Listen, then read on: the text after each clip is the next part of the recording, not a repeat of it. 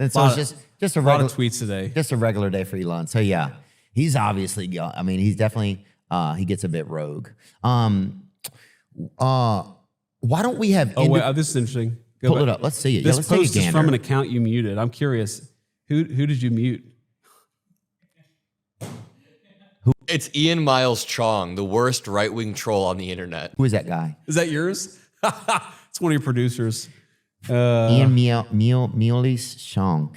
Oh, it said Trump should be impeached and JD Vance should replace him. Dude, that's one vote. Oh my God. See, this is what I'm talking about. This stuff is What are you talking about, campaigning? This stuff is just not helpful. Again. Yeah, Twitter is definitely. And here's look. My first loyalty is to my family, obviously, to the Constitution, but politics is a place where people stab each other in the back. Yeah. And you can't get anything done unless you're all on the same team and you're actually committed to getting stuff done together. I just think like the idea that the president should be impeached is, I'm sorry, it's insane. It's totally insane. The president is doing a good job. And he's calling Elon Musk totally insane. Again, you can't have your cake and eat it too. You can't call him an unconditional genius with a lot of integrity that would never lie and then say Elon Musk lies and he's totally insane. These two things are contradictory. Yeah, we're not going to believe what he says regarding Doge when it's clear he's on some binge and just can't stop tweeting. And you can look, you're free to disagree with him, right? Mm-hmm. Everybody has a First Amendment right. Are you free to disagree with Trump ever? Yeah, do you feel like you can? Of course. I mean, the way that I put it is, if I... It's actually a good question from Theo Vaughn. Disagree with the president, then it is my job, obviously, to provide the president honest counsel. Like, he doesn't need me to be a doormat. He needs me to actually say what I think about an issue. But when the president makes a decision, man, he's the general. And when the general makes a decision, everybody's got to go and execute that order. All right, wow. I want to react with you all to the moment that JD Vance learns about Elon Musk's Jeffrey Epstein Trump tweet. Now, I shouldn't have to explain what the tweet said. It was seen over 300 million times in the course of 24 hours. But JD Vance reacts real time to this, and it's very interesting to watch. I also want to point out that Elon Musk quietly deleted the Epstein tweet in the middle of the night. A lot of the mainstream media isn't covering this, and I'll make a full video about this later, but Elon Musk is now either walking back or dirty deleting or just quietly trying to de-escalate the feud with Trump by deleting the Epstein post. But I just view this as Elon continuing to cover up evidence. So Elon basically comes out and says, I helped get a pedophile elected. I know he's a pedophile, and I still am like actively helping him sometimes. And now Elon Musk is deleting that post and covering for Trump even more. It's all an absolute mess. And let's not waste any time. Let's jump right into this JD Vance video. Can I first point out that we actually got Joe Rogan's reaction on camera yesterday too. This is worth a quick watch. It's going to come up because it's been going on since we've been recording here. Elon and Trump seem to be in a bit of a spat. Joe, you want to check the tweet that Elon just put out a little bit ago? Time to drop the really big bomb. Donald Trump is in the Epstein files. That's the real reason they have not been made public. Have a nice day. Jesus Christ. I'm not participating in any of that conversation. There's Kash Patel immediately saying, I'm not participating in any of that conversation. He then says, that's way out of my expertise. As a director of the FBI, that seems to be exactly in your expertise, if you have any expertise. Now, let's jump right into this JD Vance Theo Vaughn clip. Let me just caveat, I like Theo Vaughn. I think Theo Vaughn's a funny dude. He's not even like a MAGA dude. He's just a comedian who has these politicians on. Really, really good. I got to ask you. We have you here. Right. Elon just hit the airwaves today. Bring it up, dude. Oh, man. The fucking shit missile is in the cannon. Okay. Wow. Elon Musk, time to drop the really big bomb, right? And I thought this was going to be on Iran. So it's funny. I haven't even seen. Right? I haven't even seen this one. But he goes, real Donald Trump is in the Epstein files. This is the real reason they have not been made public. Have a nice day. Nice signature from a South African DJT. Man. Well, so just so your audience is aware, when is this going to air? Like tomorrow or 2 days from now? 45. It's airing now, dude. No, I'm joking. I'm joking. Well, I'm just saying, like, no. Presumably, when this comes out, people are going to know more about this than even I do, because I just learned about this. Kind of happened on the plane when I was coming on down here. Okay, I agree. Look, this is new. Here's my basic reaction to like all this stuff is look, First of all, absolutely not. Donald Trump didn't do anything wrong with Jeffrey Epstein. The guy is. How would JD Vance know? JD Vance is quite young. This was all alleged to happen decades ago. So unless him and Trump had talks about this, and whatever the Democrats and the media says about him, that's totally BS. Wait, also, JD Vance didn't even deny that Trump was in the files. He just denied that Trump did anything odd with Epstein in a sexual trafficking. What? He didn't even deny that Trump was in the files, did he? Here's my basic read on it. First of all, I'm the vice president to President Trump. My loyalties are always going to be with the president. Mm-hmm. And I think that Elon, he's an incredible entrepreneur. He's actually done, I think Doge was really good. This sort of effort to root out waste, fraud, and abuse in our country was really good.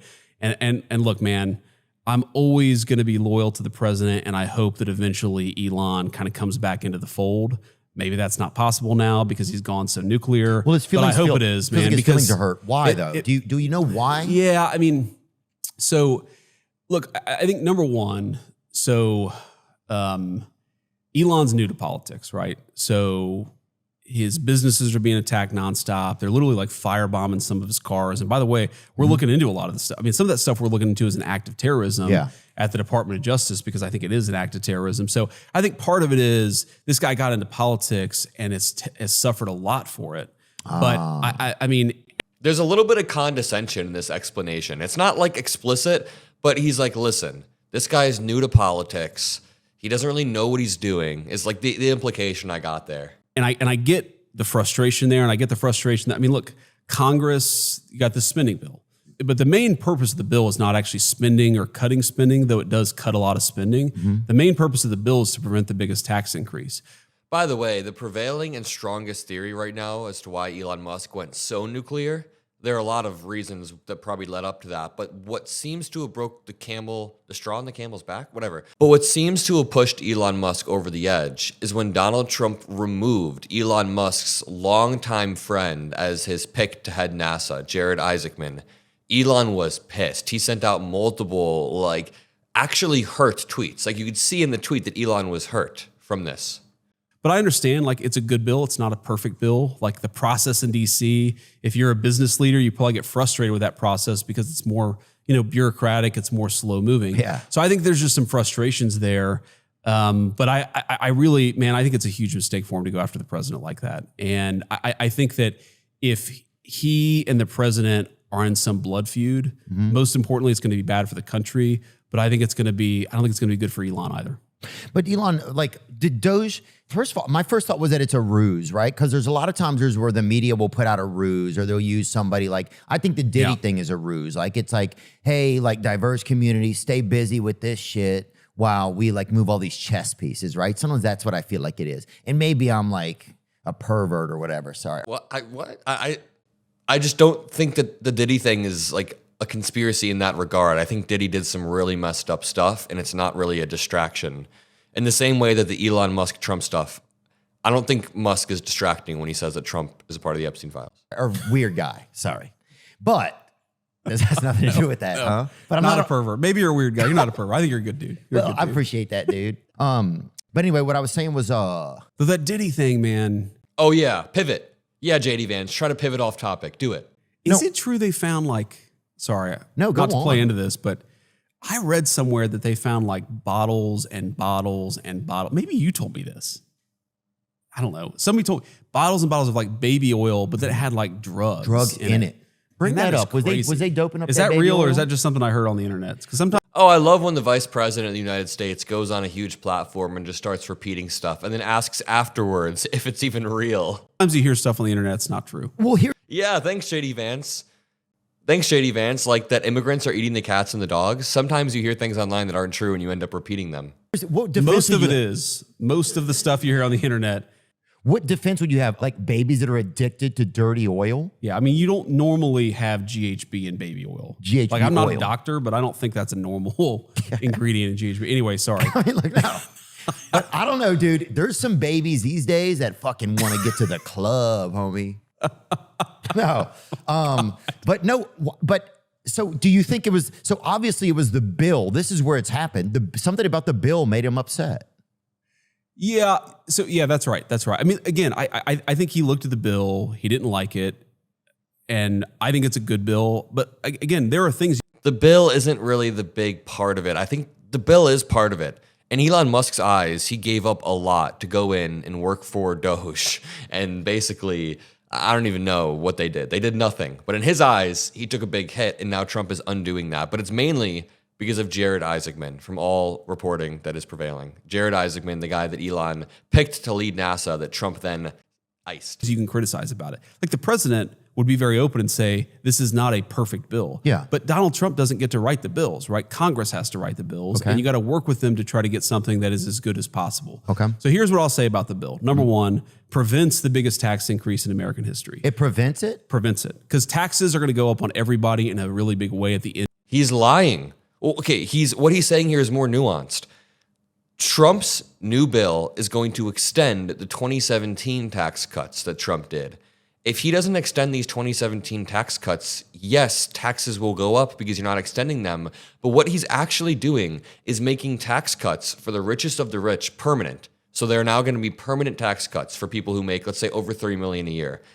But if you're in the lower echelon, if you're lower income earner or middle income earner, you don't get permanent tax cuts. You get temporary tax cuts that are outweighed by the Medicaid you lose. There are many, many studies about this bill showing that the lowest income, the lowest earners in America will actually be hurt because they'll lose so much Medicaid that it doesn't matter if they make an extra $900 a year because of tax cuts. They're losing their main safety net or support system. End of 2025, because the old tax law expires at the end of 2025. So you're going to hit a big tax increase. We're trying to prevent that from happening. We're also See, this is part of the reason why Democrats need to be going into these spaces and just giving our points of view. So Theo Vaughn has interviewed Bernie Sanders. He's interviewed a few Democratic politicians. He's interviewed Mark Cuban, which is great.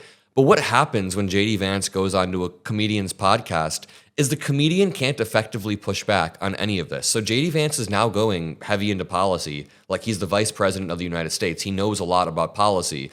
So JD Vance is going into this, and Theo Vaughn has no way to respond other than, oh, really? Is that true? I didn't really know that was true. That's kind of crazy. It's borderline manipulative, and Democrats need to be in these spaces. I'm going to continue playing this clip, but please just remember, what JD Vance is saying about this bill is not true. also trying to do stuff. Okay, so you got a lot of people working long overtime hours in this economy. We inherited bad inflation from Joe Biden, so no tax on overtime. No tax on tips, right? We're in Bob Ritchie, we're in Kid Rock's great restaurant. His servers would not have to pay taxes on the hard-earned tips that they get when they're busting their ass doing a good job. So when working for Kid Rock, man, that's hard work, right?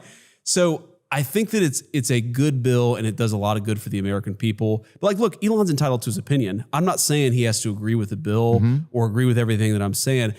I just love the flip that Republicans did. So one day, Elon Musk was the smartest man on the planet with more integrity than anybody else.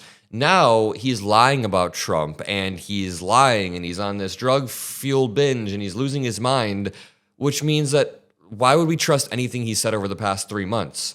You can't have it both ways. Either Elon Musk is a super genius with integrity, or he's somebody that's actively losing his mind. I just think it's a huge mistake for the world's wealthiest man, I think one of the most transformational entrepreneurs ever, that's Elon, to be at this war with the world's most powerful man, who I think is doing more to save the country than anybody. I mean, I'm 40 years old, anybody in my lifetime. You think about it.